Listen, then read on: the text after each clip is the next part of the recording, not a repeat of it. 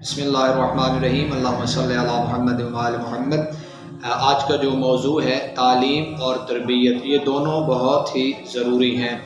तालीम हासिल करने के साथ अपने नफ्स की तरबियत भी बहुत ज़रूरी है। अगर डॉक्टर मौलवी बनना है तो साथ आदमी भी बनना है, और पैगम्बरों का भी यही तरीका रहा है कि वो तालीम से पहले तरबियत को अहमियत देते थे। ये नहीं कि तालीम हो और तरबियत ना हो तो फिर मुकम्मल आदमी नहीं बनता, मुकम्मल एक कामिल इंसान नहीं बनता।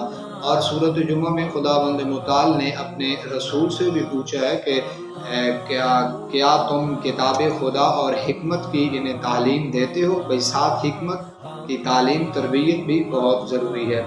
अगर ऐसा ना हो कि तालीम ही तालीम हो और आदमी उस गधे की मानद हो जिसके ऊपर सिर्फ किताबें लदी हुई हों, और ये नहीं कि बस उसे अपना जो आदमी तालीम याफ्ता और उसमें तरबियत ना हो और उसे अपने इल्म का ही नाज हो। तो हज़रत मूसा के दौर में एक इंसान आ गया था, एक शख्स आ गया था जो हज़रत मूसा के मुखालिफ खड़ा हो गया था। और वो किस चीज़ पे मांग करता था कि वो कहता था कि झूठे दावे करता था कि मैं इल्मी लिहाज से हज़रत मूसा पर बरतरी रखता हूँ। फिर कुरान मजीद में उस शख्स की जो तशबीह दी है वो कुत्ते की दी है, यानी वो उस कुत्ते की मानद है कि अगर उसको पाबंद रखा जाए तो भी ज़बान बहर वो उसकी रहती है, और अगर उसे आज़ाद रखा जाए तब भी उसकी ज़बान बहर रहती है। तो नाज़रीन, ये जो है तालीम और साथ तरबियत ये बहुत ज़रूरी है।